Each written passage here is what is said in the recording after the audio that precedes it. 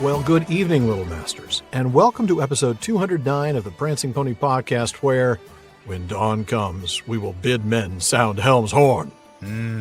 I doubt we'll cleave a road, but we might make such an end as will be worth a song. Maybe. Now, folks, go ahead and pull up a bench in the common room. I'm Sean Marchese, the real-life Lord of the Mark, and I'm here with the man of the West, who looked out to see the dawn, Alan Sisto. Well, after all, none know what the new day shall bring him. Indeed. Of course, the odds of me actually getting up to look out and see the dawn are pretty slim, let's just be honest. Probably greater than me getting up to see the dawn. Fair enough. Well, folks, today we are going to be talking about the third and last part of Helm's Deep. Now, that's Chapter 7 in Book 3 of The Lord of the Rings. And frankly, it's when Saruman's army finds out the hard way what a terrible general he is. And we're going to make sure he knows it, too. Yes, we will. Now, for those of you joining us for the first time, welcome. Here at the Prancing Pony Podcast, we are working our way through J.R.R. Tolkien's Legendarium a few pages at a time. We study the details, make connections to other writings, talk about our favorite themes. And we have a lot of fun along the way. So we're glad you've joined us. And we hope you'll be glad you joined as well. Indeed we do. But before we get back to the text, it is time for a visit to the North Wing. Well, today we're bringing you another new installment of The North Wing. Barlam and Butterbur had a room or two in the North Wing at the Prancing Pony Inn, made special for hobbits. Well, this is our place, made special for some of our listeners, to give us a chance to get to know them. Now, rooms at the North Wing are a little hard to come by these days, so only our patrons at the Bombadil's Bequest and Círdan's Contribution tiers are eligible. If you'd like to be one of the next patrons to join us, be sure to check out patreon.com/prancingponypod. Please do. We've got a waiting list for the North Wing right now, but we'll get to all of them soon, and we'll make room for more if necessary. That we will. Well, with that done, why don't we go ahead and welcome tonight's guest to the North Wing, Jeff Perks. Hello. How you guys doing? We're doing all right, Jeff. Hi, Jeff. Welcome. Good to have you here. Pleasure to have you. Thank you. Happy to be here. Great. Well, go ahead and tell us a little bit about yourself. Where are you from? What do you do? And what do your loved ones think of all this Tolkien stuff you're into? Do they think you're a total nerd? Do they like it too? You know, that sort of thing. Yeah. I currently live in Fort Worth, Texas. Okay. All right. Texas in the house. I'm originally from way out east, though. I'm from Boston, Mass. Originally, I'm a teacher. I teach high school, teach world history. Oh, wow. Yeah. Okay. Which explains why you have so much patience. I'm not in charge right now. Yeah. So it's easy. For those of you who, of course, were not in the booth during the lead Which is up to all this, of them. Which is everybody, Sean and I had some technical problems with Zencastr, and Jeff's been patient for probably 20 minutes before we could even get to this. So, only a teacher. Thank you. Yeah. Yep. But as far as what my family and friends think about all the Tolkien stuff, my family for a while thought it was kind of nerdy and weird, but they've grown to accept that it's not going away. Good. Yeah. They kind of wish that other interests went away. You know, I'm still like in the pro wrestling, but they haven't quite accepted that part of me, but they're okay with the Lord of the Rings stuff. And then my fiance just finished Return of the King not too long ago, a couple months ago now. Her. Awesome. Yes. Right on. So she's accepted it at least. Good. Yeah. But has she accepted the pro wrestling? She pretends to. Good enough. Hey, that's a start, right? I'll take that. Yeah. You know, Sean, I think we just developed a strategy for people who are having problems with people in their lives accepting Tolkien. Have an interest that is less acceptable. Exactly. And therefore, interest in Tolkien seems a whole lot more okay. It's like, hey, at least it's not such and such. Yeah. Exactly. You know, That's right. All right. And I'm sitting here thinking, man, I need to get back into pro wrestling. So, It's a lot of fun. Yeah. You know, my kids are just getting to that age where I'm thinking like, yeah, I think it's about time to introduce my son to pro wrestling. That is hilarious. He's right at that age where it's like, you know, I mean, for normal people, Jeff, there's a few years where you're into it and then you get over it. But did you just call our guest abnormal, Sean? Wow. No, maybe a little, but in the best way. Because that's right. I'm envious because I kind of miss pro wrestling myself. Yeah. You wouldn't be wrong to call me abnormal, so it's all right. All right. I do miss Sergeant Slaughter and the Iron Sheik. That's true. See, I've watched a little bit more recently. My last time was like, The Rock and Triple H and all those guys. Yeah. That was another golden age. Anyway, we digress. But anyway, well, Jeff, the question we ask everyone who comes to the Prancing Pony: when and how did you first discover Tolkien's works? What was your experience like, and why do you keep coming back? So I was first introduced to it, I think I was in the 4th or 5th grade. My older sister had to read The Hobbit for school and didn't want to. And so she gave it to me and told me to read it and tell her what happens. And so that was kind of the first time I read The Hobbit, which coincided pretty well with right around the release of the first Lord of the Rings movie. Okay. Aha. Okay. So that went together very nicely. But what keeps me coming back is I read it just about every year. I read Lord of the Rings just about every year. And yeah, I feel like as I've gotten older, it's kind of grown with me. And I've been able to appreciate it in different ways. When I was young, elves, dwarves, orcs, battles, awesome. Right. And now that I'm a little older and I can look at it through the lens of my faith tradition and things like that, it's been a very cool experience. That's awesome. Yeah, that's one of my favorite things about it is just every time I read it, I feel like now that I don't have time to read it all the way through, more often than once every couple of years. And I feel like I'm a different person every time now. Yeah. And it does totally grow with you. That's cool. It absolutely does. Well, which is your favorite book in the Legendarium and why? And then if you have a favorite non-Legendarium book, go ahead and let us know what that is and why. Yeah, I think my favorite is probably, right now, is probably Fellowship of the Ring. Fair enough. Yeah, I think, especially during pandemic times, kind of a more idyllic, the Shire, it's a good little escape. Absolutely. I think my favorite non-Legendarium is the Beowulf translation. Oh, nice. Yeah. That's a good call. Mm-hmm. I did not read all the books I was supposed to in high school, but I did read Beowulf, so that might be the reason. Yeah. That's a good reason. Very cool. Yeah, no, that's a really good one. We don't get that answer a lot, do we, Alan? I feel like that might be the very first Beowulf. I mean, I know that in a recent episode, one of our guests talked about Beowulf being her favorite, but it wasn't a North Wing segment. Right. So this might be the first North Wing guest who said Beowulf. I'm sure less than 3 people, if any, have answered that. That's awesome. That is great. Well, Jeff, do you have a favorite memory of a Tolkien-related activity? Maybe some time you spent with family or friends in a Tolkien-y kind of way, maybe like a special vacation or reading books to kids, something like that? Not particularly. Tolkien, and this was always kind of my realm, and I was left to my own devices with it. But I think recently with my fiance reading it and being able to kind of experience that along with her as she's reading for the first time was awesome. Isn't that amazing being able to enjoy somebody's first read through? Yeah, and having a hard time keeping my mouth shut and not. Wait till you see what happens. Cry. Don't cry. He'll live. Or diving into like way too much detail explaining. Yes. Yeah. Well, let me explain about the 7 sons of Feanor. Exactly. Yeah. Right. Yeah. Way too much information. Yeah. Galadriel's gift to Gimli is really cool because I don't. That's right. Care. Like, okay. Don't care. Yeah. That's awesome. That's great. Well, we're going to go ahead and enter into our lightning round. These are quick questions and answers. Quick questions and hopefully quick answers, but that's up to you. What is your favorite scene or moment in The Lord of the Rings? Probably the Bridge of Khazad-dûm with the Balrog. Oh, yes. All right. That's a good one. Wait. Now we have to ask another question, Sean. That's actually a perfect segue into the next question I was going to ask. And Jeff, this one is for everything. Balrog wings, actual or metaphorical? Metaphorical. Yay. You passed the test. But then you can believe them into existence. If you believe hard enough. Fair enough. All right. I believe. Yeah. A wish for wings that work. There you go. All right. Well, do you consider yourself a Merry or a Pippin? A Merry. All right. What do you think happened to the Entwives? Unfortunately, I think they are all gone.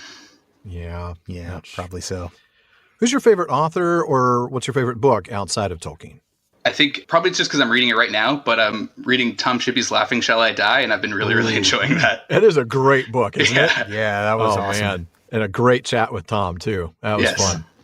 Well, those were some great answers, Jeff. Thank you so much for joining us. We have really enjoyed having you here in the North Wing. Yeah, thanks for having me. I appreciate it.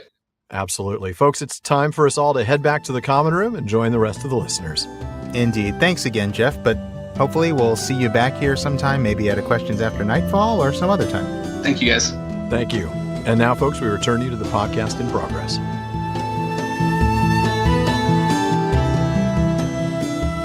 It is always a real treat getting to visit with our listeners like that. So thanks again, Jeff.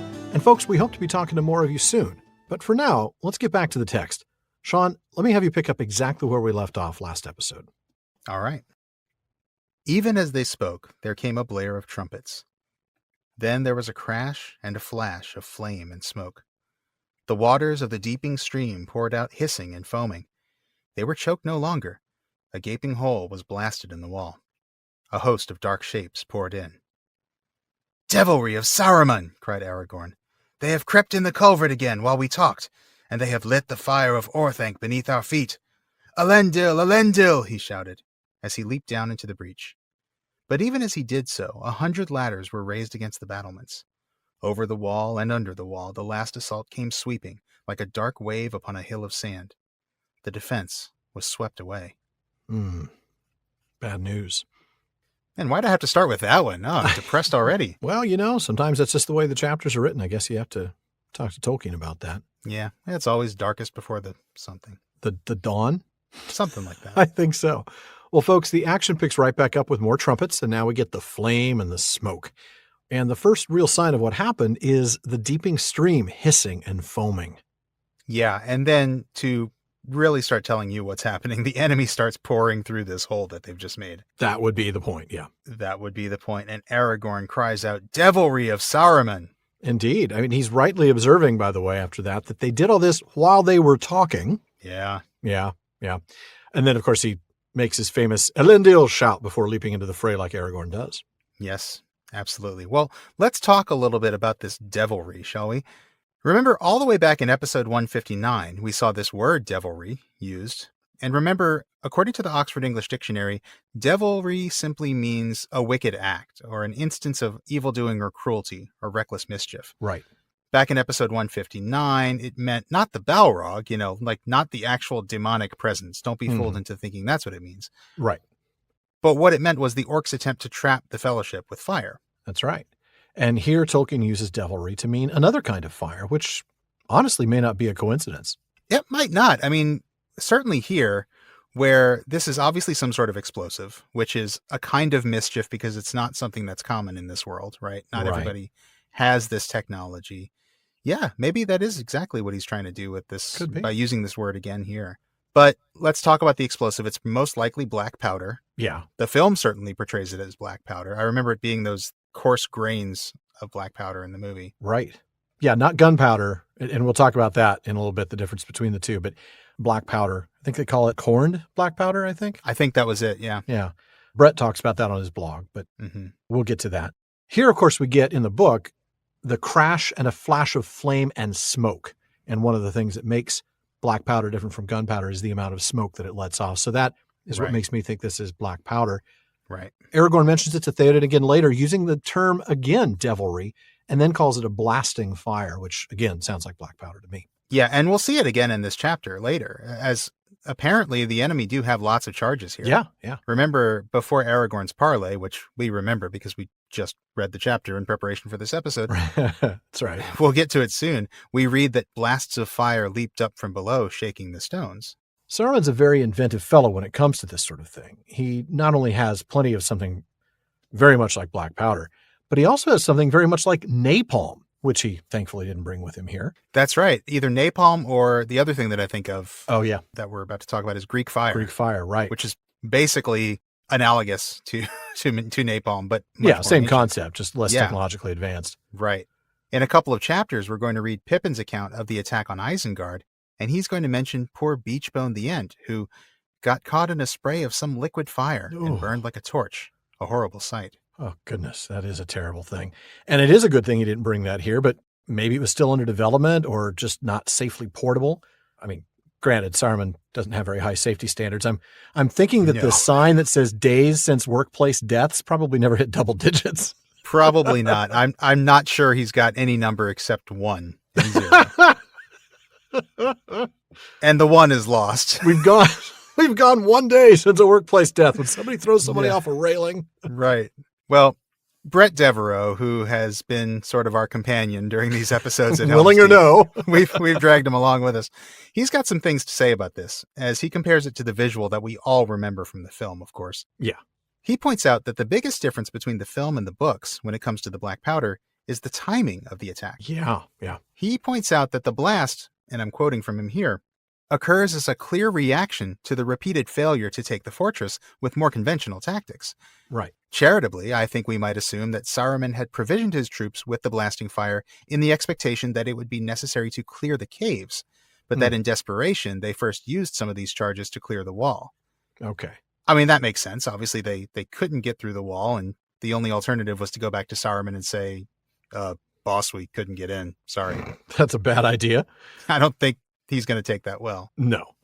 And Brett also believes that this wasn't part of the original plan. Again, in the books. We're talking about the books version. Right. That quote there was describing how it's in the books. It's a clear reaction to this repeated failure as opposed to this big central part of his strategy, or part of the tactics, I should say. Right, where we see Saruman and Wormtongue talking about it ahead of time, and we're going to use this to take down. Right, and you have the elite troops and this special attempt. I mean, that was all almost like a distraction so they could then bring the guys against the wall here.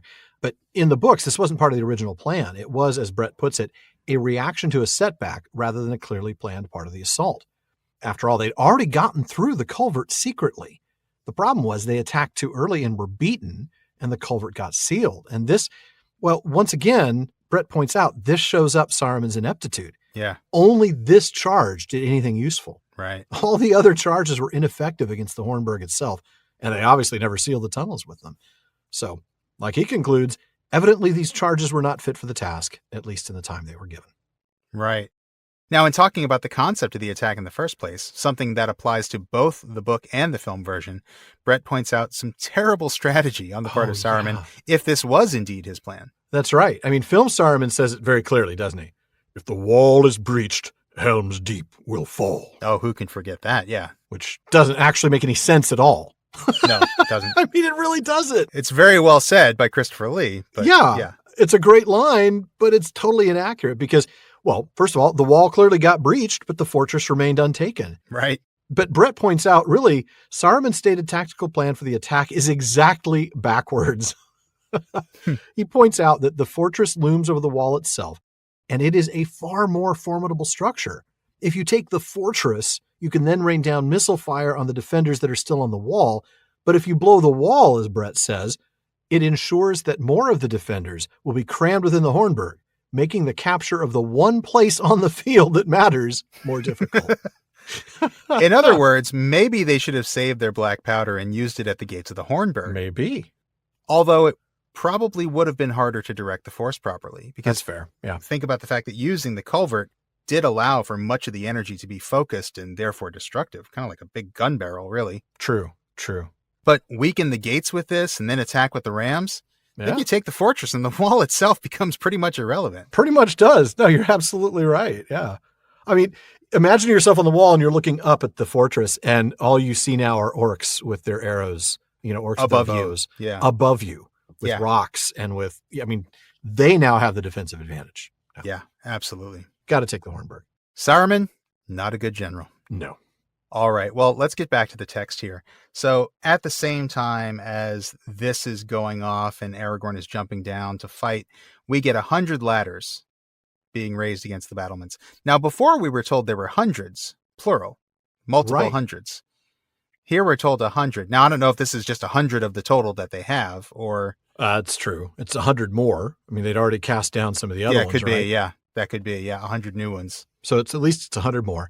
Yeah. And now, though, we get this simultaneous over-under, and now the assault finally succeeds. I mean, the defense is swept away.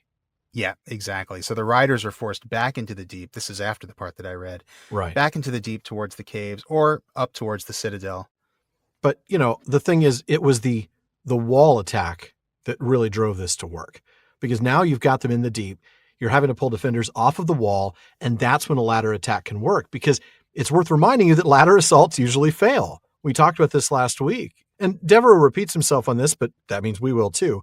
He points out that Saruman's failure to bring any actual siege engines really heightens the contrast between the Witch King's towers and catapults professional preparation and Saruman's ladders and bows amateur hour assault. Again, Brett's saying, I think this is an intended element of the story, contrasting the real strength of Sauron with Saruman's dilettantish incompetence and baseless pride. Not an error on Tolkien's part. And I got to say, I'm waiting for a way to fit dilettantish incompetence into a sentence. It's like Saruman read like Generaling for Dummies and then thought Seriously. that he could just go up against Yeah. the Rohirrim or anybody, really. Anyone. Yeah. Yeah. He really does take the approach that quantity has a quality all its own, which it does. But Yeah, but there are lots of other things that count in a battle. yeah, there are a lot. And yeah, we'll see several more. We're only just beginning, let's be honest. Yeah. Well, why don't we go ahead and continue with the readings, and Okay. you're going to pick up right where I not left off reading, but right where the Rohirrim are going back towards the Citadel. Okay. A broad stairway climbed from the deep up to the rock and the rear gate of the Hornburg. Near the bottom stood Aragorn. In his hand still, Andúril gleamed, and the terror of the sword for a while held back the enemy, as, one by one, all who could gain the stair passed up towards the gate. Behind on the upper steps knelt Legolas. His bow was bent, but one gleamed arrow was all that he had left, and he peered out now, ready to shoot the first orc that should dare to approach the stair. "All who can have now got safe within, Aragorn," he called. "Come back." Aragorn turned and sped up the stair, but as he ran, he stumbled in his weariness.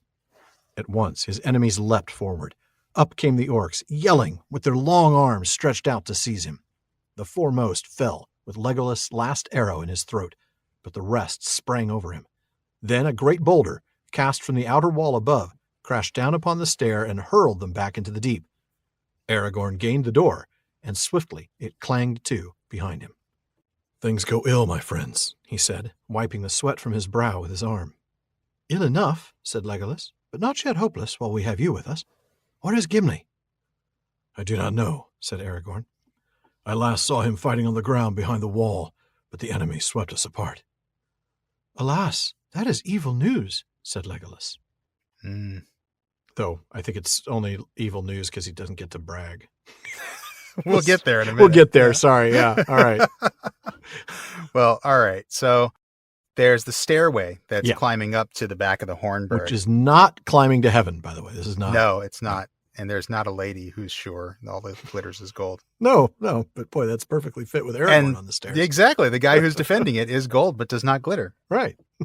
So yeah, Aragorn is defending this, and Legolas. Yeah. But the text tells us that the terror of the sword Yeah. is holding back the foe as Aragorn's kind of fighting this rearguard action. Oh, I love that. I absolutely love that. And he's covered by Legolas, who only has one arrow, but they don't know that necessarily. Right. The terror of the one arrow. He's just The terror of the arrow. poking them in the eyes, The lone arrow. pulling it back. But then once all is safe in the Hornburg, Aragorn begins to retreat. Yeah. But the orcs chase after him, and Yeah. this is really scary because he actually stumbles in his weariness. Oh, he's exhausted. He's You bet. tired, man. He's He's exhausted. been fighting nonstop for Yeah. hours at this point, right? And this reminds me of Éomer stumbling and tripping in the previous episode, Yeah, right? and Gimli saved him. And here Right. Legolas doesn't actually save him. It's the boulder that saves him. That's a Right. nice boulder. I like that boulder. That's a nice boulder. But, Legolas does do the shoot through the throat thing because he is really good. Yeah, I like that. he is really good. He's one of the best, they say. Mhm. So Aragorn gets inside, says things Wait, go question. ill. Is this a spiritual boulder? With apologies to Corey Olson and the Tolkien Professor crew. I just had to say that. Oh, man, spiritual boulder. That's right. I love it. Oh, goodness. Sorry. All right. All right. Continue. Good sir. So Aragorn gets inside and says, look, things go ill, my friends. Interesting that he says my friends, plural. yeah. Kind of seems like he's talking only to Legolas. I mean, I can see him sort of taking in the room when he says it, and maybe Legolas is the only one who responds. That's probably, yeah. But I don't know. It is kind of weird where he says my friends, and it's like, there's only one friend here. But Yeah, Legolas, I don't see anybody else, man. I know there are others here. There really have to be. I'm sure he's coming back in. That room is not going to be defended only by Legolas at this By point. Legolas, good of an archer as he is. With one arrow. He stands really, really close to the door. One terrifying arrow. Shoot somebody, pulls the arrow out. Shoot somebody, Right. pulls the arrow out. Right. Right. Just keep recycling the thing. Yeah. Orlando Bloom could do it He could. That's true. With CG help. Yeah. with CG help. But then Legolas gives us this great line. Yeah, things are not going great, but it's not yet hopeless Oh, yes. while we have you with us. That's right. Estelle. Yeah. You, Estelle, of course. And I don't know if that's intentional wordplay. Probably not, but it's pretty No. cool. We're the ones who pick on that all the time. Yeah. Aragorn, let us have me. Yeah. Right, I mean, it's exactly. a joke, but he's right. Anytime Aragorn and Hope appear together, it's going to happen, folks. it's Just- going to happen. And Yeah. I mean, maybe Tolkien is conscious of this. I wouldn't be surprised. And this wouldn't be a big shock if we're to see this as Legolas saying that we not only have you with us, and that means we're not hopeless, but quite literally, your name is Hope, so we are not hopeless. Yeah. Yeah. I mean, I think Tolkien obviously is conscious of this. He knows that Aragorn is a symbol of hope in the story. And so he knows what he's doing here, I think. I think so. Yeah, I mean, in a very literal sense, he just means, look, it's not hopeless. We've still got a chance. We do. And of course, then he asks about Gimli, and Aragorn can only say they were swept apart. And at first, Legolas seems really shaken. Oh, this is evil news. And that's as far as we read. Yeah, he does. But we quickly find out 2 paragraphs down the line Right. is that the real reason he wanted to know about Gimli was because he wanted to update him on what his score was. Yeah, I'm at 39 now, man. Yeah. But Aragorn does say something in that passage that we would do well to remember, this part that I didn't read. Gimli's going to be safe in the caves. Not only is he going to be safe, it's going to be to his liking. And we'll see later on that it's really to his liking. Yeah, that's right. We will see. Those caves do have an effect on him, don't they? That's right. We're going to see that in a couple of episodes when we do the Road to Isengard. Right. We're going to see Gimli talk at length about the impact that these caves have on him. Yeah. I mean, he won't shut up. He just keep going. No, it's going to be nothing but talking about Galadriel and the caves for the rest of the book, pretty much. Yeah. Where's the old man? There needs to be like a meme of like Gimli's brain, and it's a pie chart with like 60% Galadriel, like maybe 20% the caves of Aglaron. Right. And then 20%. Where's the old man? I don't like horses and I'm tired. Right.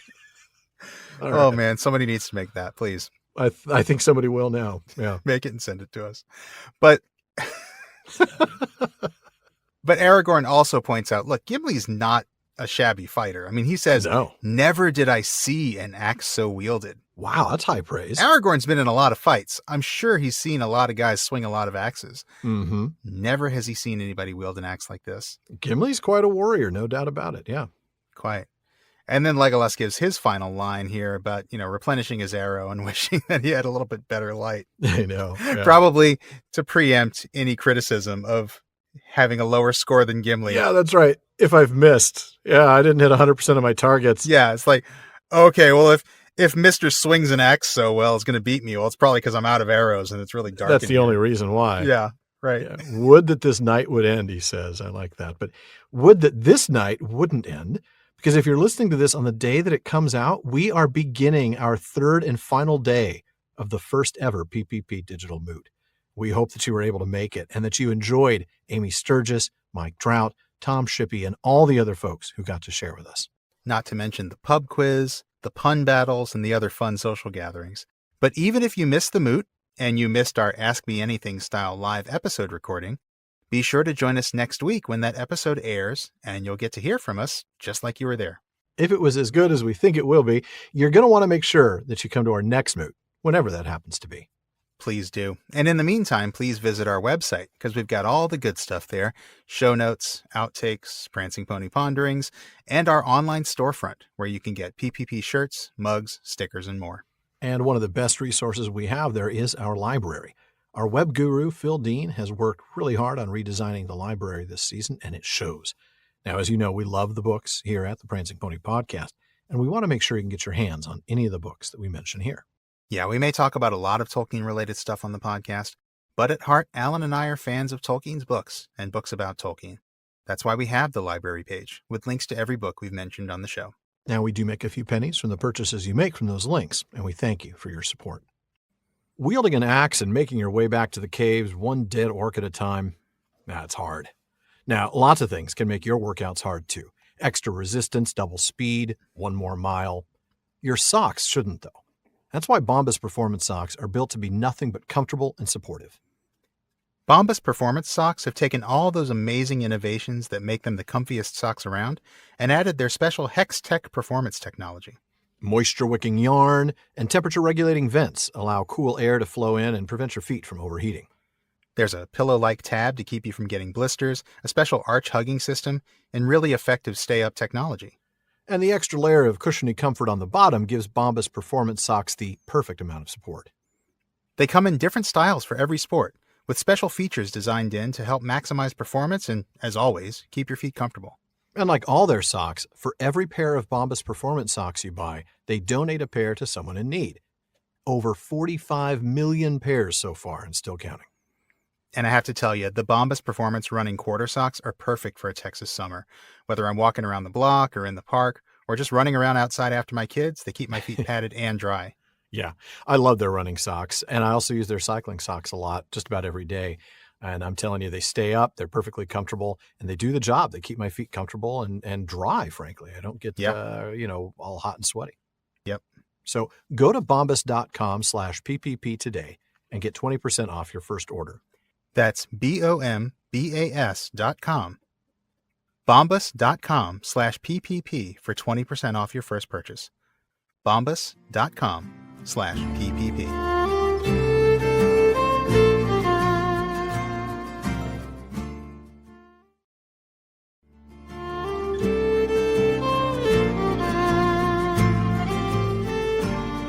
All right, well, let's go ahead and get back to the story. Sean, if you could read about Aragorn getting into the Citadel and meeting up with Théoden. This is a good passage. All right. Aragorn now passed into the Citadel. There, to his dismay, he learned that Éomer had not reached the Hornburg. "Nay, he did not come to the rock," said one of the Westfold men. "I last saw him gathering men about him and fighting in the mouth of the deep. Gamling was with him, and the dwarf, but I could not come to them." Aragorn strode on through the inner court and mounted to a high chamber in the tower. There stood the king, dark against a narrow window, looking out upon the vale. "What is the news, Aragorn?" he said. "The Deeping Wall is taken, lord, and all the defence swept away, but many have escaped hither to the rock." "Is Éomer here?" "No, lord, but many of your men retreated into the deep, and some say that Éomer was amongst them. In the narrows they may hold back the enemy and come within the caves. What hope they may have then, I do not know." "More than we. Good provision, it is said, and the air is wholesome there because of the outlets through fissures in the rock far above. None can force an entrance against determined men. They may hold out long." Well, while Legolas may have been merely disappointed to find that Gimli wasn't with Aragorn, we see here that Aragorn is genuinely dismayed to learn that Éomer did not reach the Hornburg. Yeah, no, he learns that Éomer was with Gamling and Gimli near the mouth of the caves, just where he suspected Gimli would be, and as we'll see, that gives him some hope. Yeah, as it would. I mean, yeah, that's where you want Gimli to be, is the safest place. So right. So then Aragorn makes his way into the court, and he finds the king, who's asking for news, and so he tells him, the wall is taken, there's no more defense, but most of the men have made it into the fortress, so that's a start. Yeah, and others, including Éomer, have retreated into the deep. Yeah. Possibly heading for the caves where they might find some hope. Yeah. And that's when the king points out some good things about that option. You know, there's fresh air because of the fissures, there's food, and it's a really good place to defend. Right. And then after the end of the passage I read, Aragorn points out to Théoden the devilry from Orthanc, right? Yeah. Uses that word again. Yep. Talks about they have a blasting fire, they took the wall. Yep. And then he expresses some concern that the caves might actually be sealed up. Yeah.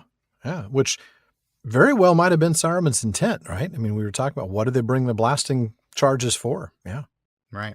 And then Aragorn points out the obvious. Look, now it's time to think of the defense of the Hornburg. You know, we have to turn all our thought to that. And the defense of the king, right? Yeah. No doubt. Well, that's where I'm going to pick up, because now we get to the second part of this conversation. And again, there's some really powerful moments in this for sure. Oh, yeah. "I fret in this prison," said Théoden. "If I could have set a spear in rest, riding before my men upon the field, maybe I could have felt again the joy of battle, and so ended. But I serve little purpose here." "Here at least you are guarded in the strongest fastness of the mark," said Aragorn. "More hope we have to defend you in the Hornburg than in Edoras, or even at Dunharrow in the mountains." "It is said that the Hornburg has never fallen to assault," said Théoden. "But now my heart is doubtful. The world changes, and all that once was strong now proves unsure. How shall any tower withstand such numbers and such reckless hate? Had I known that the strength of Isengard was grown so great, maybe I should not so rashly have ridden forth to meet it, for all the arts of Gandalf. His counsel seems not now so good as it did under the morning sun." "Do not judge the counsel of Gandalf until all is over, Lord," said Aragorn. "The end will not be long," said the king. "But I will not end here, taken like an old badger in a trap. Snowmane and Hasufel and the horses of my guard are in the inner court. When dawn comes, I will bid men sound Helm's horn, and I will ride forth. Will you ride with me then, son of Arathorn? Maybe we shall cleave a road, or make such an end as will be worth a song, if any be left to sing of us hereafter. I will ride with you, said Aragorn. Taking his leave, he returned to the walls and passed round all their circuit, enheartening the men and lending aid wherever the assault was hot. Oh, That's such a great dialogue. it You know, is. honestly, this is the dialogue between Aragorn and Théoden that I wish we would have gotten Yes. in the movies. Yeah. I mean, we do get the delivery of the reckless hate line by Bernard Hill. Oh, he does a phenomenal job with that. He does, yeah. Yeah. And his delivery of that line is fantastic. Really is. This is also around the time when we get that out of the blue line about let this be the hour we draw swords together, which we talked about last time. And how Théoden says it to Aragorn instead of Aragorn to Éomer. We talked about this last time. Yeah. Anyway, the rest of this moment is pretty different too, but why don't we go through it first from the text and then we'll talk about it as we go. Sounds like an idea. Théoden starts first by lamenting his apparent inability to take action, right? He wants to be fighting with his men. He knows he's likely to die, but he wants what's left of his life to serve a purpose, right? Oh man, he's doing the Beowulf thing here for He sure. really, really is. There's so much Beowulf in this song. This is like Beowulf at the end of his life when he Yes. knows he's going to die, but he's going to go out and fight the dragon before he does. Yep, that's right. And Aragorn points out how they can defend him better here. And let's remember, it is very important to protect the king. Aragorn doesn't say this, but he definitely implies it. Mm-hmm. And it makes sense because Aragorn doesn't even know if Éomer is even alive. So Wow, so it's the whole line. Yeah, you're right. yeah, exactly. This could be the line right here. Yeah. And also remember, though, this was the thing that Aragorn was tasked to do. This is quite literally his job. Gandalf told him, keep well the Lord of the Mark till I return. Await me at Helm's Gate. Yeah. So honestly, I feel like Aragorn here is showing that he's got total confidence that Gandalf's going to return and that all he needs to do is keep playing defense. That's a good catch. Yeah. He's going to stay at his post. Yeah. Gandalf posted him to watch over Théoden, and that's what he's going to do. Yeah. Meet you at the gate. I'm going to meet you at the gate. Keep well the Lord of the Mark. That's what I'm going to do. Yeah. Everyone should keep well the Lord of the Mark. He needs a lot of taking care of, some might say. Yeah, well, you know. So Théoden here is starting to show a little doubt here. You know, he has this kind of heartbreaking line about, it's said that the Hornburg has never fallen. It shouldn't be possible for it to fall. Right. But look, the world's changing. Everything's different now. I mean, Mhm. all that once was strong now proves unsure. I mean, this is one Wow. of those world in decline moments. You know, Yeah, it is. we're just not what we once were, men or not. No. And then, of course, the great line about such numbers and such reckless hate. Yeah. He's in doubt. He's in a lot of fear here. Yeah, he is. For good reason. I mean, Yeah. they just don't stop coming. Yeah.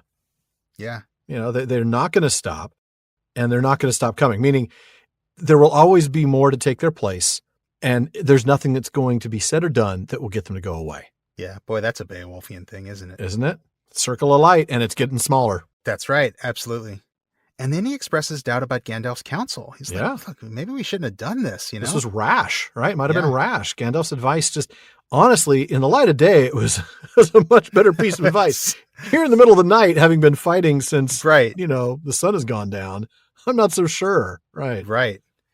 Yeah. I mean, well, this is like that hour, right? The hour of the wolf from Babylon 5, Oh, right? man. You know, Yeah. it's just before the dawn, and you're just, everything seems worse than it is. You're terrified. Everything. You're tired.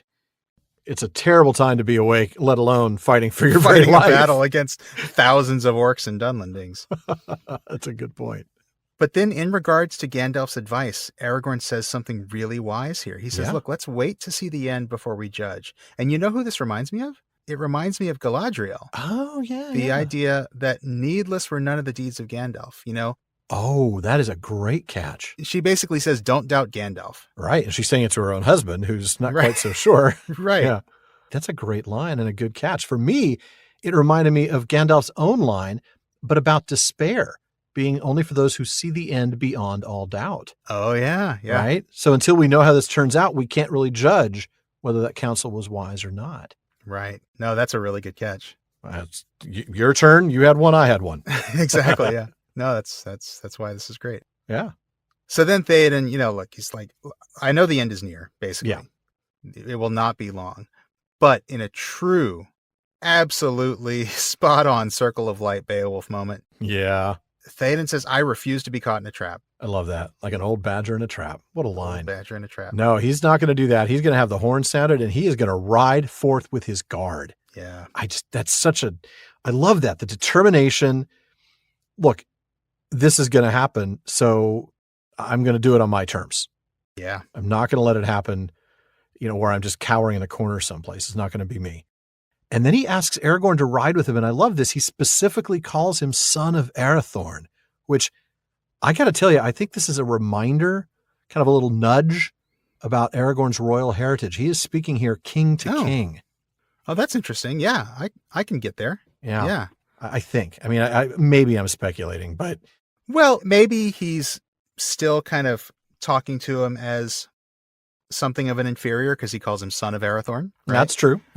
He's not a king yet, but he's an heir. Potential king, right. Yeah. Yeah, heir. That's a good way of putting it. Mm-hmm. I think you're absolutely right. I think he is pointing to his royal heritage. Yeah. And I think one of the most important things to notice about this moment is not without hope. That's right. Théoden sees two options here. He says, look, maybe we'll cleave a road. Yeah, maybe we'll do it. Maybe we'll get through this thing. Or maybe we'll just make an end that's worth a song. Yeah. If anyone's around to sing about it, which is a little grim. A little grim. That is true, a bit grim. But grim, yeah. But that is like so Beowulfian. Oh, it is. It really is. Make an end worthy of song. Again, and then the little trailer, if anybody's around to sing it, that is very Beowulfian. Aragorn, of course, is going to ride with him, but I want to discuss the difference here between the text and the film version, because this is one of those things that, because Bernard Hill did such a great job in portraying Théoden, and was so just really strong presence, incredible portrayal, but it's a different character. Because in the film, Théoden is far more desperate at this point. He's filled with despair, frankly, at this point in the film. Yeah. He has already said the fortress is fallen. Yeah. And Aragorn has to remind him, he's the one in the film who says, isn't it said the fortress is not going to fall if men defend it? That's right. Yeah. Théoden makes no move to do anything. It's really Aragorn that takes command of this scene. He orders the king's guard to have the civilians make for the mountain road. And then Aragorn in the films is the one who suggests they ride out together.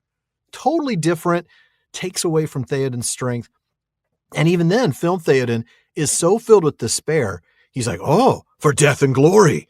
And Aragorn reminds him, no, for Rohan, for your people. Yeah, that's true. Which is, I think, what's happening here. At that point, Théoden's really just looking to die.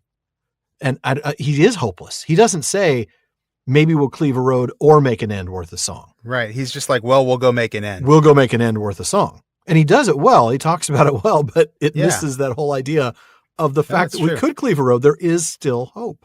We lose the good option. That's right. The possibility of something good happening. Yeah. So once again, book Théoden wins in my book. Sorry. That kind of. Do we need to get you a thesaurus now? You got me one a few episodes ago. Yes, we did. Yes, we did. Well, back to the text again. We see here that Aragorn starts going around with Legolas, encouraging the men. More of that great leadership we saw earlier with Aragorn and Éomer. But they're also helping in the battle, lending aid wherever the assault's hot. I still think they're enheartening the men. It just tell me that doesn't sound like embiggens the soul, but oh, absolutely. I'm seeing him walk around in this sort of Aragorn, animated with the yellow skin like the Simpsons, walking around, patting him on the back, singing the song. Springfield. That's awful. So but here we get the blast of fire again, right? Blast of fire leaped up from below, shaking the stones, and we get more grappling hooks and ladders. Again, worth saying that ladder assaults usually fail. As they do here, right? Yes, yeah. They get to the top and then they're cast down over and over. And over, right. Which is another difference. Again. Yeah. And again, the defenders cast them down. And again, yeah. And again. And that's another difference because the film shows the enemy taking the outer court of the Hornburg. Remember, they're bashing down the door. That's when Théoden and his guys come rolling out. So, right. But I'm going to have you pick up right there at what I like to call the not parley. Now that just makes me think of Captain Barbossa. But... I know. There's going to be a reference to that somewhere in here, right? Yeah, totally. Yeah, it has to be. At last, Aragorn stood above the great gates, heedless of the darts of the enemy. As he looked forth, he saw the eastern sky grow pale.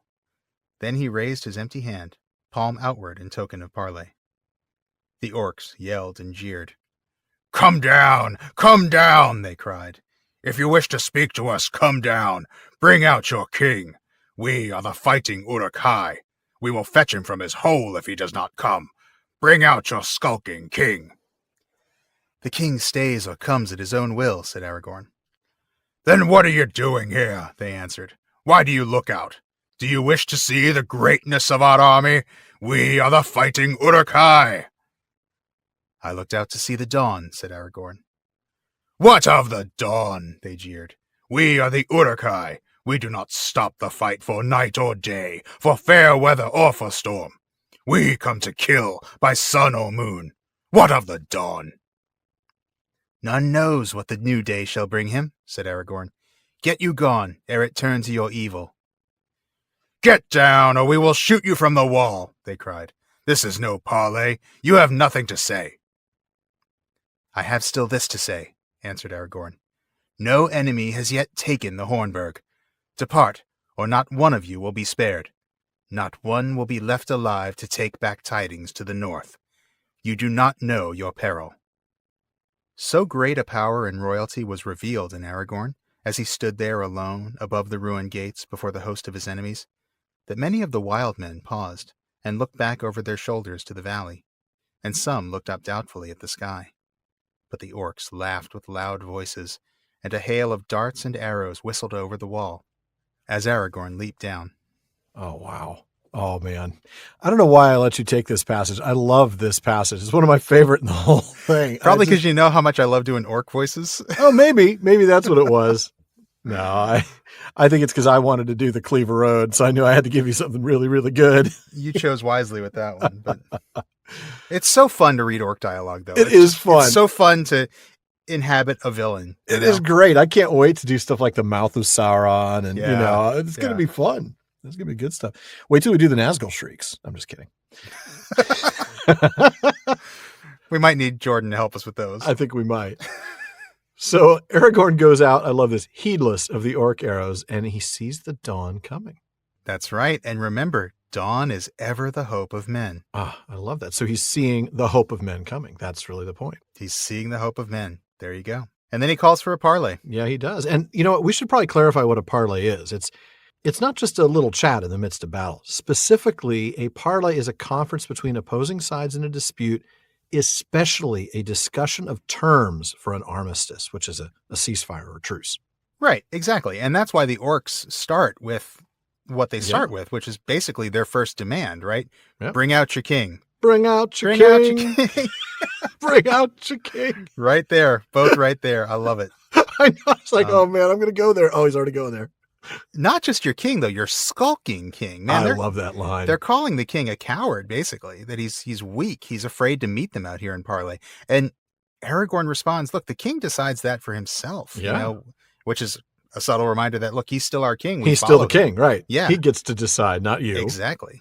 So again, this is supposed to be a parley, which is why the orcs respond basically with, well, then what's your point? And they'll say this again later in even more clear language. Right.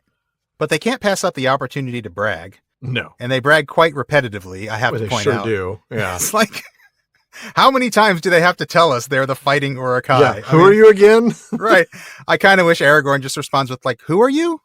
The fighting Uruk-hai. The who? I'm sorry. The fighting Uruk-hai. The fighting pool guys? What? I'm sorry. I can't hear you. I still didn't catch that. Yeah. It's really loud. I can't hear you. Can you spell it out for me?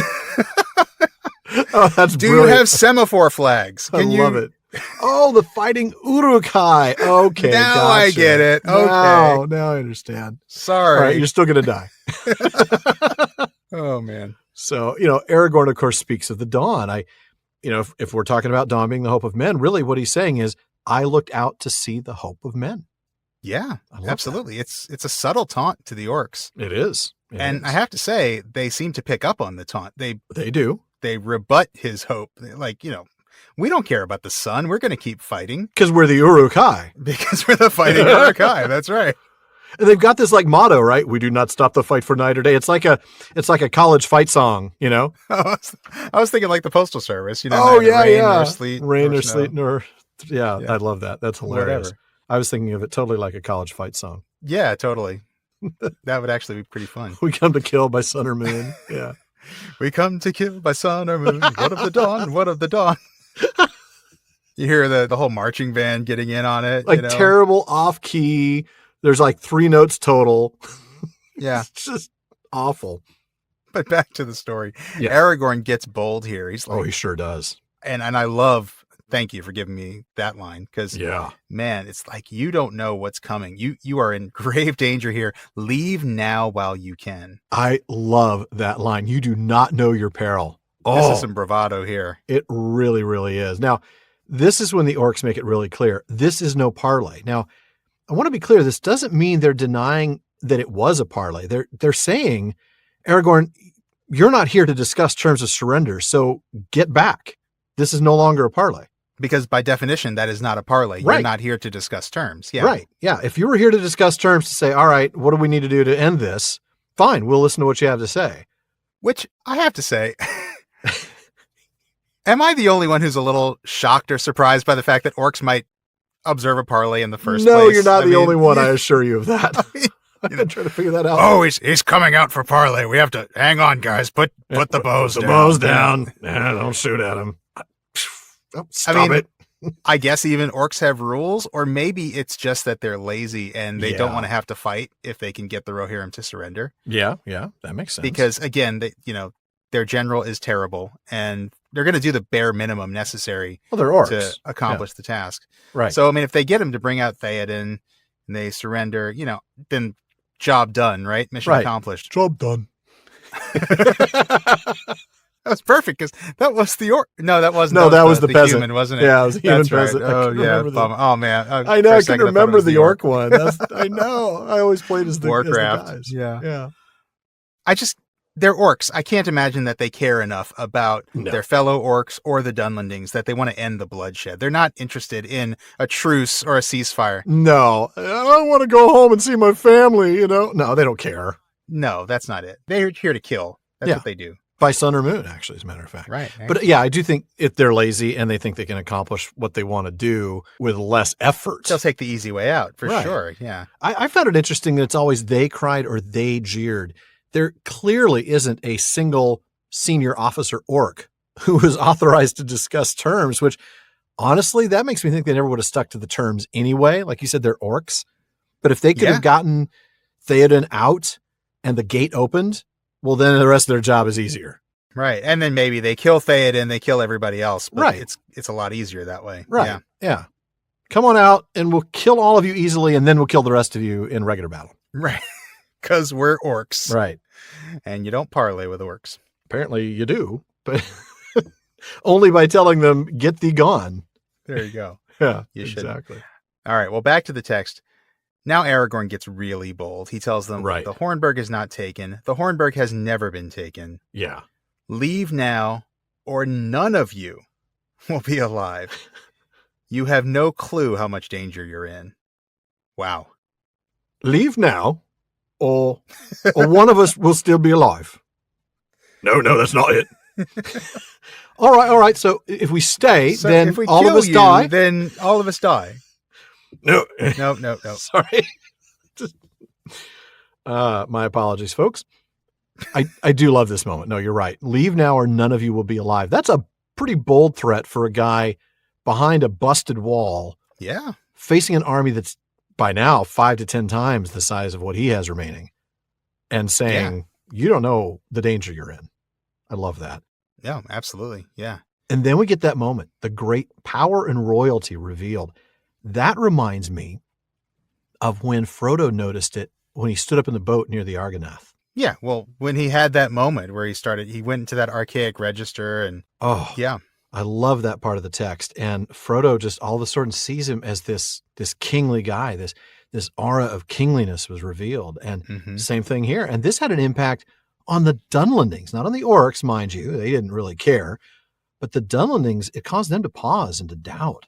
Yeah. And I think that's Tolkien showing us the difference between men and orcs, Even evil men, right. And as we'll see again, even more in next chapter. Yeah. There's a really great moment in that. But yeah, the orcs, they don't care. They actually start shooting. Again, this isn't a parley anymore, so you are a legitimate target. We're going to shoot at you. Right. But we'll miss because we're just as bad as stormtroopers. I was thinking exactly the same thing. Yeah. Now, what do you make of Aragorn saying not one will be left alive? Oh, man. I mean, again, is this just pure bravado, or does he have something to back this up? Does he know of something to back this up? Does he know what Gandalf's up to right now? That's a good question. I mean, I think Aragorn probably knew that Gandalf was maybe rounding up Erkenbrand and his troops. That makes sense. Trying to gather forces.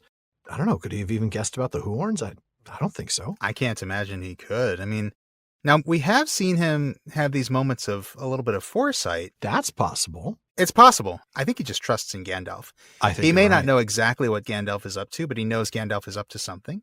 Something sufficient to say, look, you do not know the peril you're in. But he's very specific. None of you will be spared. Not one will be left alive. That is true. And that could be a little bit of foresight. And that specificity does get carried through. I mean, we'll see it. That's exactly what happens. It's true. So maybe this is a little foresight, or it's a very interesting moment. Yeah. I mean, there's nothing in the text to make it clear, but I lean towards a combination of foresight and at least the knowledge that Gandalf is, as you said, doing something. But I don't think he knows about the Huorns. No, I'm sure he doesn't. Well, before we move on, we do want to go back a bit and look at the Dunlendings some more, because last week we talked a little bit about where they came from, right? We talked about their heritage as kin of the folk of Haleth. We talked a little bit about how their grievances with Rohan dated back to their enmity with Numenor in the Second Age. Yeah, that's right. In the War of the Ring, Aragorn is actually having this parley with the captain of the Westfold, which is the leader of the Dunlendings. Okay. When it would be a proper parley, yeah. Right, exactly, because it's man to man. Yeah. And the Dunlending says that if you give up the king, all may go alive to Isengard, and the West March would be given back to the Dunlendings. That's right. But then in the text of this draft, Tolkien says, Aragorn rebukes Westfolder for aiding orcs. Westfolder is humbled. Orc captain jeers. Needs must accept the terms when no others will serve. We are the Uruk-hai, we slay. Even in the early draft, they had to make sure to name drop themselves. That's right.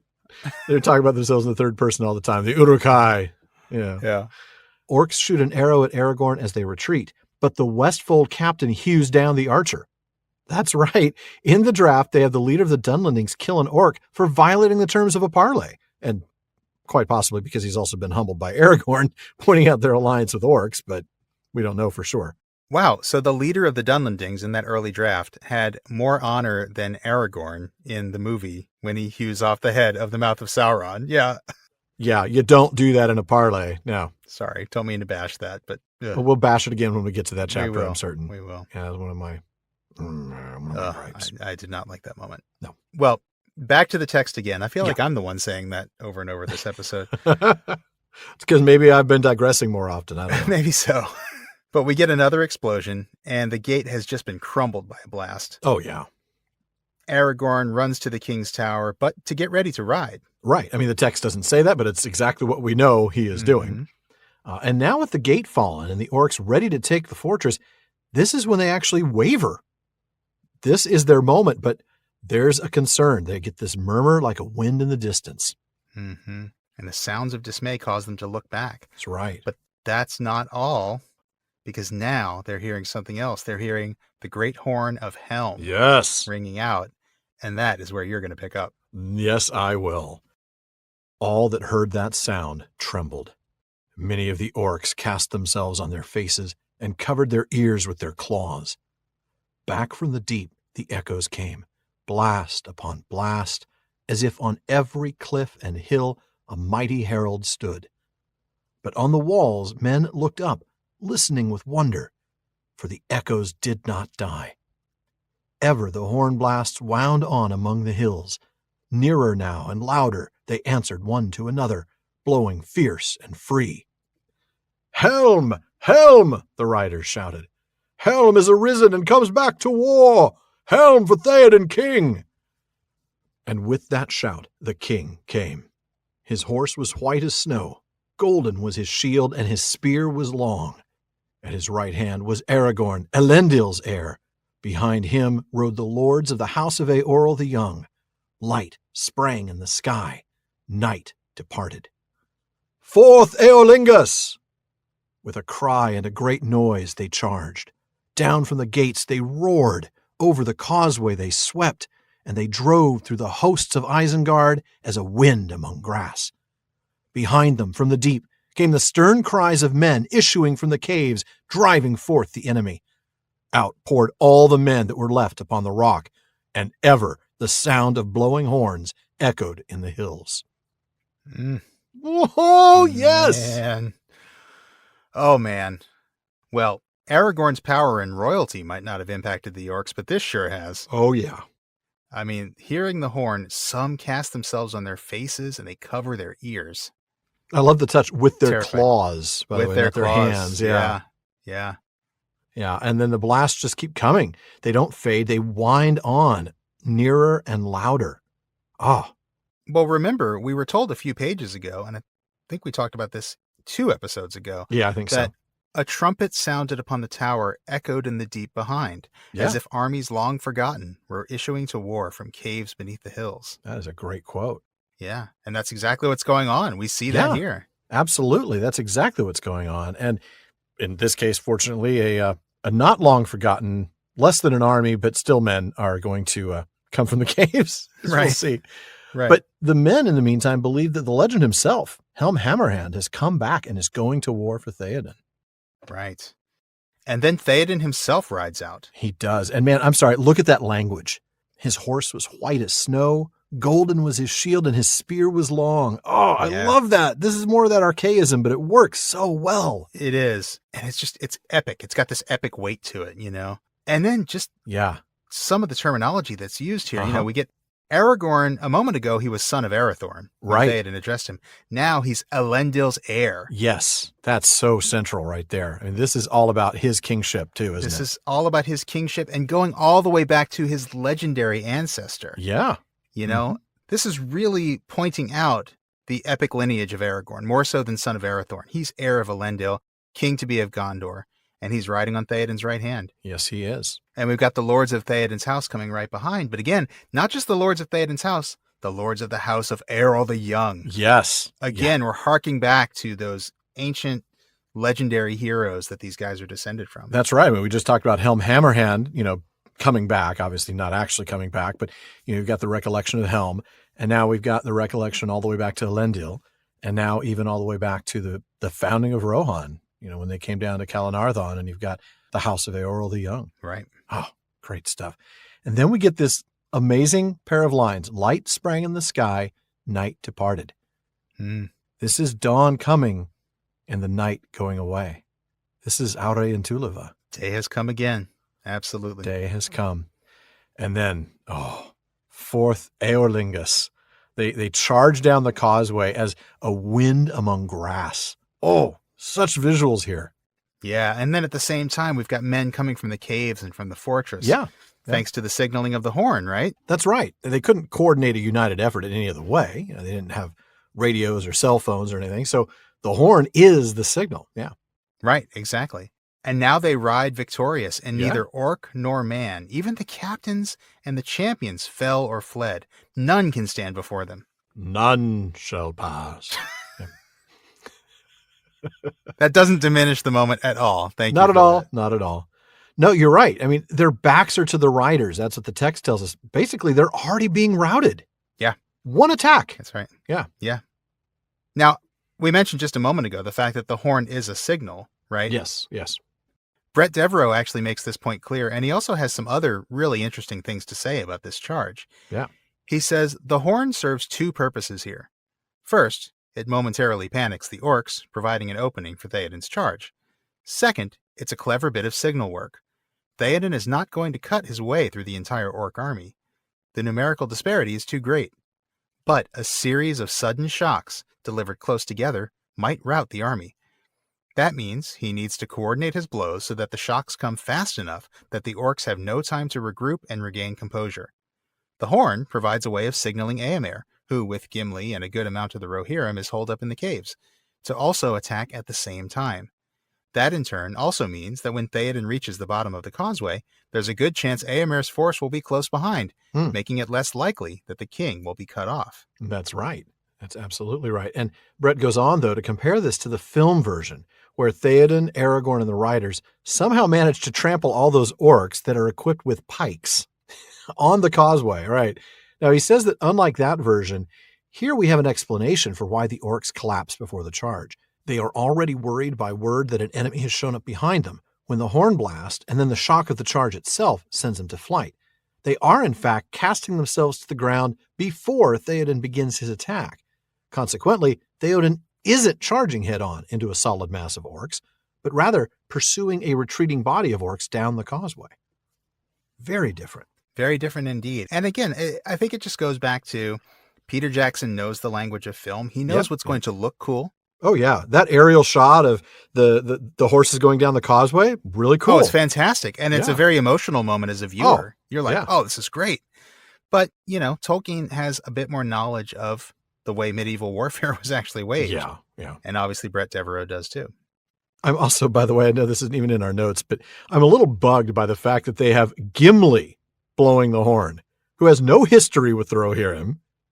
This is the horn of Helm. That was Hammerhand. A weird moment. Can we get a Rohirrim guy to do this, please? That was a weird moment. I mean, I know why they did it. They did it because they want Gimli to do a heroic thing because he's kind of just been comic relief for the most part. Yeah. And secondly, like, you don't want to introduce another guy. Like, who's this random guy blowing this awesome horn, Yeah. I would have liked it to have been Hama, but they'd already had him killed by the wargs, which... They had, that's right. Come on! Anyway. Yeah. Well, let me have you pick up right there as the king rides down from the gate. I can't wait to start talking about what we see here in the Deeping Combe. Oh boy, change the story now. Yeah. So just a short reading here, and then we'll talk a little bit, and then we'll move on. All right, then. So King Théoden rode from Helm's Gate and clove his path to the great dike. There the company halted. Light grew bright about them. Shafts of the sun flared above the eastern hills and glimmered on their spears, but they sat silent on their horses, and they gazed down upon the Deeping Combe. The land had changed. Where before the green dale had lain, its grassy slopes lapping the ever-mounting hills, there now a forest loomed. Great trees, bare and silent, stood, rank on rank, with tangled bough and hoary head. Their twisted roots were buried in the long green grass. Darkness was under them. Between the dike and the eaves of that nameless wood, only 2 open furlongs lay. There now cowered the proud hosts of Saruman, in terror of the king and in terror of the trees. They streamed down from Helm's Gate until all above the dike was empty of them, but below it they were packed like swarming flies. Vainly they crawled and clambered about the walls of the combe, seeking to escape. Upon the east, too sheer and stony was the valley's side. Upon the left, from the west, their final doom approached. The final doom. It's the final doom now. All right. So Théoden not only rides from the gate, but manages to cleave that road, doesn't he? All the way down to the dike. I love that. And then we see this moment of light and sun shafts. Now, they pause, not for an Instagram photo op, but because of what they see in the combe below. And also, why not just get a quick selfie? Right, exactly. Why not? I mean, they've got, thousands of followers. So yeah. Hashtag no filter. Hashtag day comes again. And this is absolutely fantastic. I mean, the light, of course, is both their literal hope and it's also symbolic of hope. But then we see that the land has changed. A forest looms on the slopes. Yeah. A forest that looks like it's been around a while, right? These are great trees. They have tangled boughs, hoary heads, twisted roots. Yeah. Darkness beneath them. These are the marks of a very old forest. Right. That's the thing. These aren't young trees that are just look like they've just grown there. Right. And then it's called this nameless wood, which, okay, obviously, it wasn't there before. So you don't name things that aren't there. It's true. Right. But that fact that it's nameless underscores the mysteriousness of it. True. That makes sense. Now, location-wise, it's only a quarter mile below the dike. So it is as far below the dike as the dike is below the gate. The dike is literally the halfway mark between the gate and the new forest, just to kind of give you some pictures. That makes sense. Yeah. And now Saruman's army is stuck there. And I love this. They're in terror of the king and of the trees. Oh, there's a bad place to be now. Oh, yeah. There's nowhere for them to go. I mean, they can't go back towards the gate. To the east, it's too sheer. And then from the west, their final doom approached. Doom, doom, doom. And now we need to see what that is. I shall read their final doom. There, suddenly upon a ridge, appeared a rider, clad in white, shining in the rising sun. Over the low hills, the horns were sounding, Behind him, hastening down the long slopes, were 1,000 men on foot. Their swords were in their hands. Amid them strode a man tall and strong. His shield was red.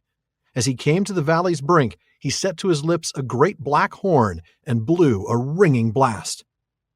"Erkenbrand!" the riders shouted. "Erkenbrand!" "Behold the White Rider!" cried Aragorn. "Gandalf has come again." "Mithrandir! Mithrandir!" said Legolas. "This is wizardry indeed.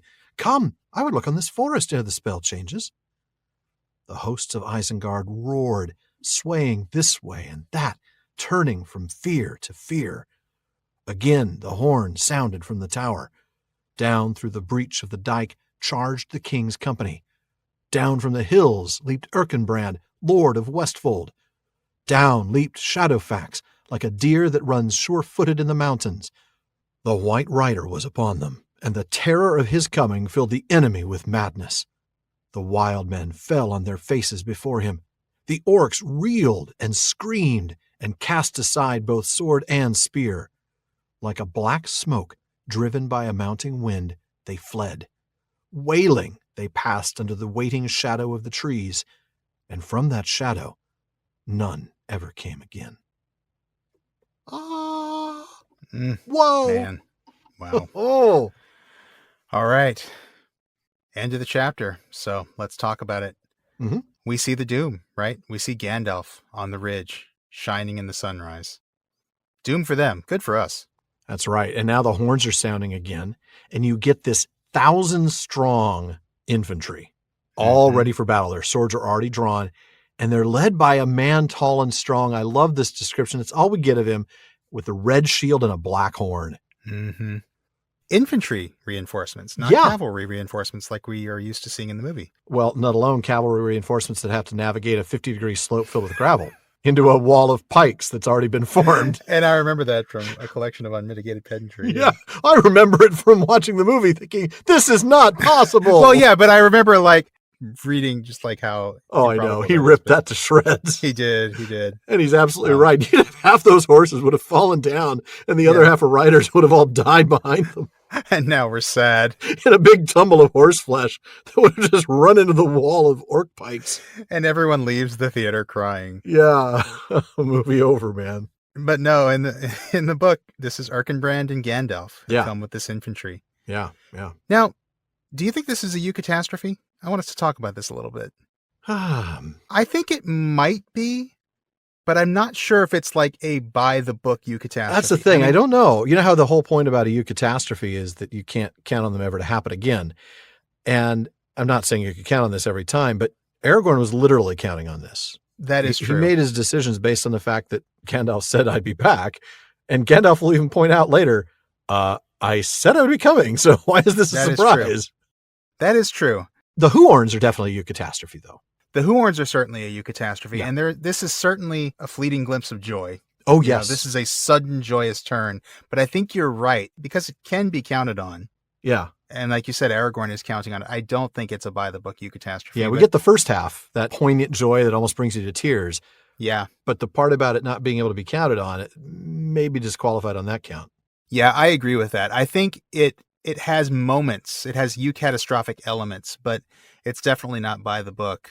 Yeah, you're right. No, it has eucatastrophic sensation Aspects to it. Yeah, it feels eucatastrophic. It just doesn't quite meet the full definition. Right. I think. But But the Huorns certainly do. No, I think you're right. And folks, if you have a different take on that, please let us know. We'd love to hear your thoughts on that. Yeah, absolutely. This is not meant to be the absolute answer to the question. It's just something we thought would be fun to talk about. In fact, we're 209 episodes through. This is not the answer to the question, in case you're wondering. We do not give absolute answers to questions. No, we do not. But the Huorns are certainly a eucatastrophe, and Legolas recognizes that this mysterious forest is wizardry. Yeah. And of course, he wants to check it out. Like right now. I mean, he's like, oh, I know the battle's still wrapping up, but I want to go check out this forest. Yeah. He's very distracted. Dude, come on. Yeah. I mean, the war is still happening because now the king's company comes to the dike. The horn blows again. So you've got Théoden and his guys, cavalry force coming, small. And then you've got this huge 1,000-strong infantry coming from the west. Yeah. Things are getting bad if you're an orc or a Dunlending, aren't you? Quite. And we see them filled with madness. Oh, yeah. But we're getting two slightly different responses depending on orcs versus Dunlendings. The Dunlendings fall on their faces before Gandalf. Uh-huh. The orcs, though, they drop their weapons and run, heading for the trees. I'm out of here. Yeah. Not a good choice, as we'll see. No, because as Aragorn said earlier, not one will be left alive. Right. Yeah, maybe. Well, no, even if you'd stuck around, you would have been killed. Yep. We'll take Dunlending prisoners, not orc prisoners, that's for sure. Yeah. But yeah, not one will be left alive. And thus, the good guys win. Yeah. Yay.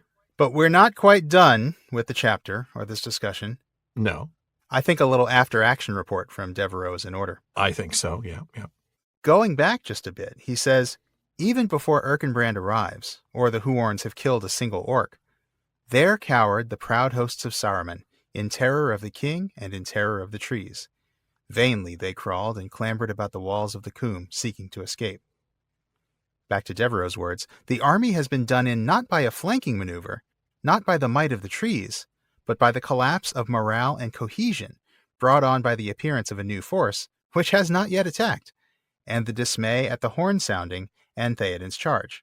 It is only then that Erkenbrand's force, infantry, not cavalry, arrives and, moving down the slope, ends the battle by shoving the collapsing orcs into the trees where they are destroyed. Yeah. And Brett goes on to discuss that morale and cohesion issue a bit more. And he catches something that we've pointed out a few times, that while the Rohirrim are driven back, they regroup and push back. As he says, the Rohirrim cohere. They stick tightly together rather than scatter, which is what enables their recovery time after time. Now, on the other hand, Saruman's army falls apart, Devereaux pointing out that Saruman's army looks formidable. It is large. The Uruks are well armed and very confident. The weakness isn't in their weapons, but in their minds. I don't mean that they are stupid, Brett says. Rather, the Uruks aren't motivated towards strong group loyalty, or much regard for their masters, or even a strong sense of themselves as professionals who don't run away. Each orc schemes for his own advantage at the expense of all the others, and frequently his master besides. That principle, mutual gain in victory, the promise of loot, I can get an army to the battlefield, but it cannot sustain it there when things start to go wrong, and things always go wrong in war. Then he goes back to the chapter The Uruk-hai and points out that Ugluk's leadership, and I'm making air quotes when I say that, is pathetic. Oh, it is. He kills his men at a time when they need every good fighter, and he shifts blame, like to Snaga and the Mordor orcs. Right. Now reading from Brett's blog, with such a lackluster officer class, it's not hard to see why this army falls apart. No help comes from the top, as Saruman sends his army out to fight and die while he hides in his tower. A savvier leader ought to have known that an army this green and this weakly organized would need to have its charismatic leader with it to function effectively. It's no surprise that Saruman's army mirrors his own cowardice. Ooh, great line. Wow. Yeah. Now, contrary to that, he explains that the Rohirrim, bound by strong sets of vertical and horizontal social ties, that is, ties between leaders and followers and ties between equals, regroup around their leaders, recover, and push back again. Boy, that is a big difference. And you're right. That's how they're able to do it. And while I don't want this to turn into the Brett Devereaux, except he's not here podcast, which is rapidly in danger of becoming, I think there's one last paragraph I want us to read that really ties this into the why for Tolkien. He starts by pointing out that it isn't their superiority on the battlefield that enables the Rohirrim to win the day. It is their will to resist. Devereaux points out that this, quote, fits into the metaphysics of Tolkien's broader world-building effort, which I think are often badly misunderstood by readers and viewers alike. I have encountered this assumption that Tolkien's world is one in which the good guys win because that is how the story is structured, or because they get lucky. But that's not quite right. Middle-earth is a world animated by spiritual forces that exist beyond the physical world, but are no less real than it. In essence, Tolkien's world is one where Virgil's line, possunt quia posse videntur, which means they are able because they think themselves able, is an actual physical law. The hero's triumph is a direct supernatural result of their resolve to resist evil. Now, I think he's right, and I think this also ties into Gandalf's whole purpose, right? The Astari, the original purpose was to encourage the free peoples to resist Sauron, and that resistance enables their victory. Right. Yeah. Absolutely. Man. 100%. Great stuff.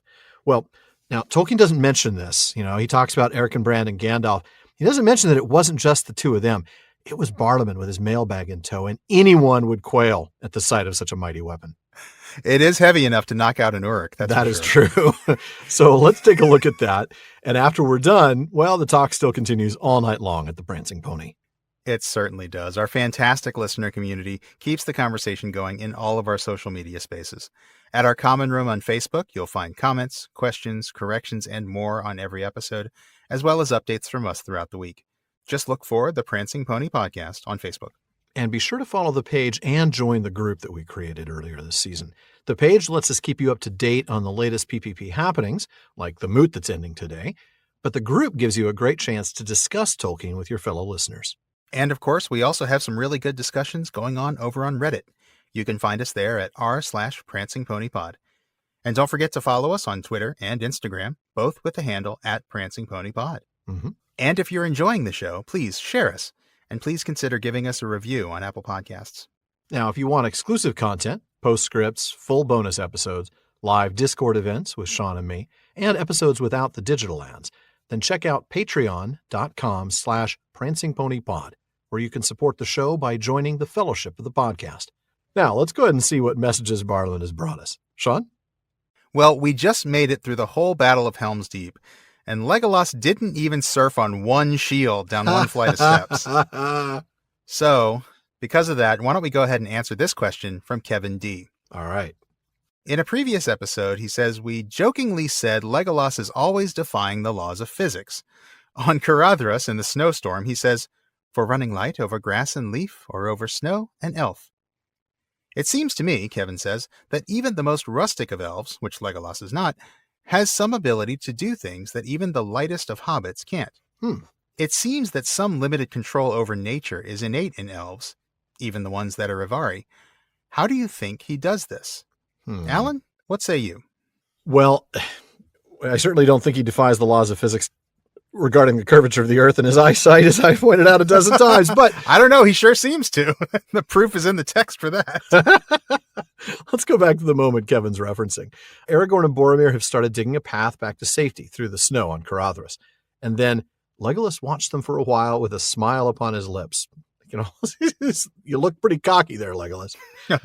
And then he turned to the others. The strongest must seek a way, say you. But I say, let a plowman plow. But choose an otter for swimming, and for running light over grass and leaf, or over snow, an elf.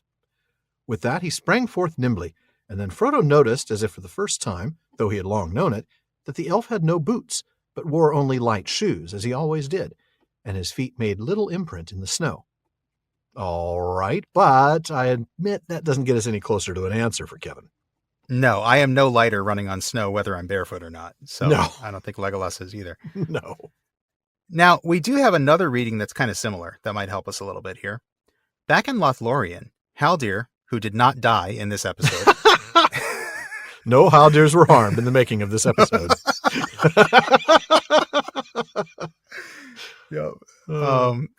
Haldir explains that they don't make bridges across Celebrant. Instead, he made his end of the rope fast about another tree, and then ran lightly along it, over the river and back again, as if he were on a road. I can walk this path, said Legolas, but the others have not this skill. Now, some similar word choices there. Running light versus ran lightly. But there's a twist here. In the Lothlorien bit, Legolas points out that this is a skill. And maybe, I'm speculating here, but maybe it's a skill that's developed in Northern Mirkwood and maybe other Sylvan realms too. Sure. And so elves of these regions have the ability to run light over grass and leaf. So one might take that to mean it's something they've learned as opposed to being something that's totally innate. That's not unreasonable. I mean, I can buy that it's a skill of some kind developed over the hundreds of years of an elvish lifespan, but I still would have to think there's got to be something about the very nature of elves that makes it easier for them to gain this skill. Probably, yeah. Yeah, I mean, I can't imagine dwarves, even working on this for 200 years, learning how to run light. Are going to learn it the way elves can, yeah. Right. And part of it is their physical nature. I mean, elves are described as tall, as lithe, as agile, and I think that's our start. But I have to wonder, and this is kind of grasping at straws here, but I wonder if it's something to do with the fact that they're fading. Maybe it's more of a literal fade than is apparent, almost like a reduction in mass, like they're more Fea than Hroa by this point. I don't know, but I think there may be a bit of all of this here. That's interesting. I hadn't considered the fading as a factor. I mean, Tolkien does describe it as a literal consumption of the Hroa by the Fëa. Yeah, eventually to the point that elves don't have bodies anymore. That's why we don't see them anymore. Right, exactly. So at some point, yeah, they would have virtually no mass because they would be all Fëa by that point. I don't know if it's that advanced by this point. No. But maybe there's something to that. Maybe because it's in progress, maybe they're lighter. That's a possibility. I'm not totally sure. I don't think it's like a magical control over nature of a really, of a really overt way. Right. I do think that maybe, like Magia, there is probably something in elves that makes this a skill that they can learn while others can't, kind of like you were saying a moment ago. Yeah. I'm remembering Tolkien's words in letter number 131. Drink. Good call. Letter 131. Yeah, in that letter, Tolkien talks about how the elves' magic is art, delivered from many of its human limitations. More effortless, more quick, more complete. Now, of course, he's talking about artistic skill there. He's not talking about feats of strength and dexterity, but still, I think that supports the idea that elves have a closeness to the material of Arda, including the material that's in their own bodies, right? All the atoms of Arda, even the stuff that they're made of, that makes these sorts of natural skills easier for them. Makes sense. We certainly know they master their own bodies better than other people's. We know they can go without food or sleep for long periods of time. And so that suggests a control over their bodies. I think so. I don't know. I don't know that we've landed anywhere exactly, but no, I kind of like all of the above for this one. Yeah, I think so too. A little bit of each. Yeah. Yeah. So that works for me. Hope you like that one, Kevin. Fair enough. Alan, do we have time for one more? I think we do. Just a couple of episodes back, we had a really fun question about the things that didn't make it into the official legendarium that we would have liked to see. Well, Josh M. in Lynchburg, Virginia writes in asking a slightly tougher one. If you could change one thing in the canon of Tolkien's legendarium and one thing in the movie adaptations, what would they be?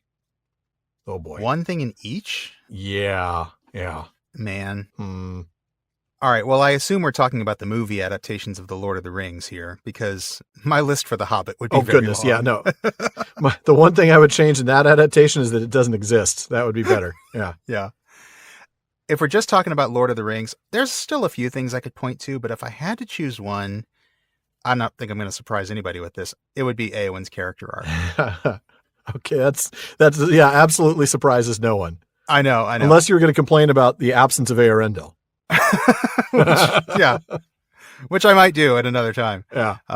No, look, I appreciate what they tried to do with Éowyn by giving her more time in the movies, but the way they developed her, I just don't think it quite worked. I mean, not only did they add way too many scenes of her just pining over Aragorn, which I talked all about in episode 50, but they just robbed her of all of her best moments. I mean, I know it's hard to hide Miranda Otto under a helmet in a movie and make you think that it's a man. Yeah. But still, knowing that it was Éowyn instead of Dernhelm under there made the reveal just so much less powerful. Oh, it did. You're right. Yeah. Yeah. Not to mention her great speech before the Witch King was reduced to one line, which, of course, has made it into the popular consciousness as the way that scene plays out, which is frustrating. Yeah, it is. And then, of course, in the theatrical version, you never see her again after that moment until there's like one shot at the very end where she makes eyes at Faramir. And that's supposed to be, how we see that they're going to have a relationship. Look, I loved Return of the King overall. Yeah. But that movie especially, I walked out of that theater disappointed because of the changes to Éowyn. That's fair. That's totally fair. And, as much as I enjoy the Lord of the Rings films, I think I'm going to surprise nobody here as well. I'd change what they did to Faramir. Right. Shocking as many people as were shocked by me changing Éowyn's arc. I know. You wanted to hear Éowyn give her speech, right, on the Pelennor fields. Yeah. I wanted to hear Faramir say, I would not take this thing if it lay by the highway. Not were Minas Tirith falling in ruin, and I alone could save her so, using the weapon of the Dark Lord for her good and my glory. I wanted to hear that line. It's one of my favorite lines in the whole text. Totally. So I was gutted when movie Faramir said, a chance for Faramir, captain of Gondor, to show his quality, followed by, the ring will go to Gondor. I'm pretty sure I shrieked in disappointment.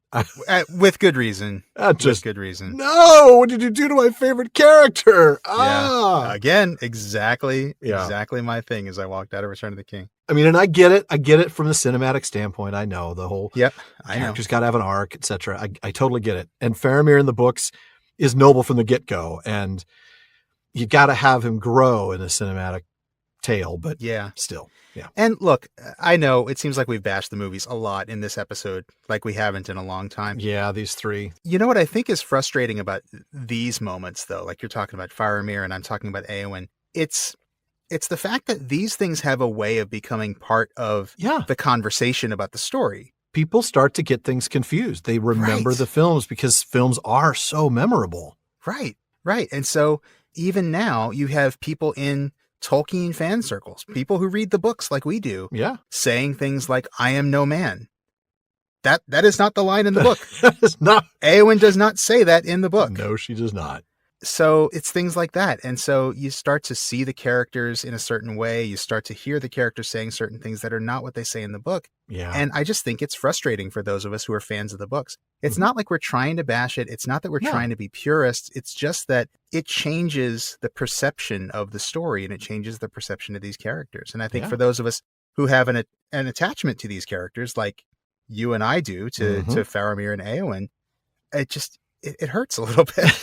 I'm sorry, it just does. You're right. I mean, it is kind of a sad way to put it. It hurts, but it does. Man. I mean, I really did feel this pain in my gut when Faramir said the ring will go to Gondor for the first time. Yeah. I mean, I would just, no, that's not what he's supposed to say. And I remember telling my wife for like a year who hadn't read the books at that time, telling her for a year after Two Towers, like, oh, watch Éowyn. She's amazing. Just watch. She's going to, like, I didn't want to spoil anything, but I'm like, just watch. She's the character to watch in the next movie.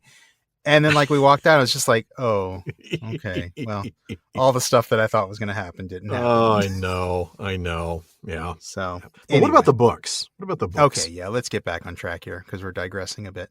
So as for the books, I probably would change more things about the first age and the way it played out. Like have Tolkien finish the Silmarillion the way he wanted to, more Eärendil and stuff like that, obviously. But if we're talking about Lord of the Rings, which I think is what we're supposed to be talking about here, I don't know that I would change anything in the canon exactly. One thing I would have loved to have seen in the book would be Sauron actually making an appearance. Ooh, yeah. You know, and I understand. I think Tolkien was intentionally making him this faceless presence of evil, but in doing that, it's kind of left readers scratching their heads a little bit about his corporeality. You know, there's the whole, like, is he really just a flaming eye? Is he really a spirit? Or does he actually have 9 fingers like it actually says he does in the book? You know, right. There's a lot of confusion about that. And I'm not saying I want like a whole series of chapters from his point of view, like Game of Thrones or anything. Dear Diary. That would be interesting. That would be great. And I certainly don't want him to actually stroll out of the Black Gate like Peter Jackson almost had him do if you watch the appendices. Oh, I'm so glad that did not make the final cut. Yeah.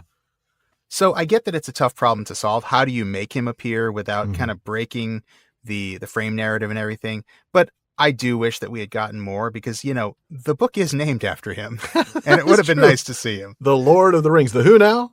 Right. Well, when it comes to the books, for me, I got to say this is really, really a hard question. I don't think there's anything I would change. That is, I wouldn't remove anything or switch it up, like, say, I don't know, bringing the elves to Helm's Deep. Hey. Sorry. It's more like, what would I add to make it more complete, right?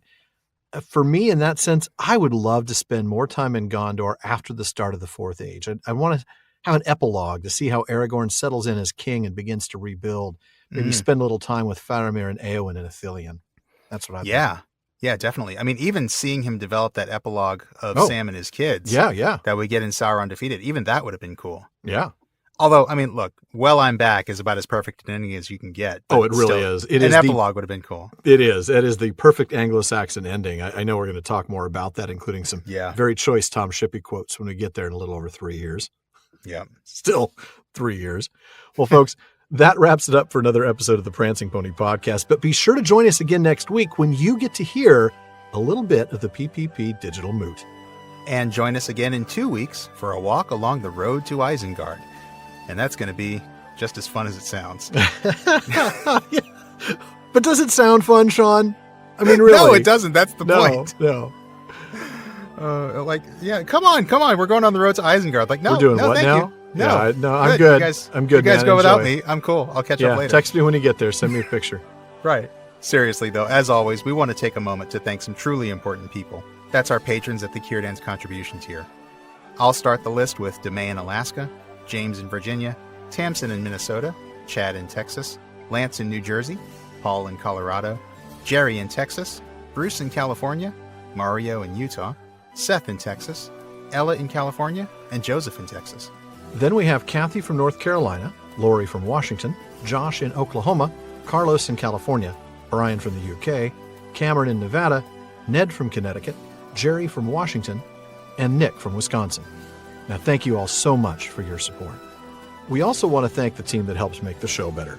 Our research assistants, including Marilyn R. Paquila, as well as our barlowman, Becca Davis, producer Jordan Reynolds, social media manager Casey Hilsey, event and Patreon community coordinator Katie McKenna, and website guru Phil Dean.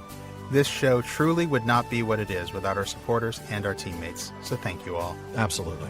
Now be sure you don't miss any episodes of the Prancing Pony Podcast. Subscribe to the show through Apple Podcasts, Spotify, or your favorite podcast app. And one last thing, as always, don't forget to send your thoughts, comments, and most of all, your best parlay stories to Barlaman at theprancingponypodcast.com. Barlaman's gotten a lot more reliable these days, but we do get a lot of mail. So we'll get to you as soon as we can, and your question or comment may be featured on a future episode. As always, this has been far too short a time to spend among such excellent and admirable listeners. But until next time, Farewell, friends.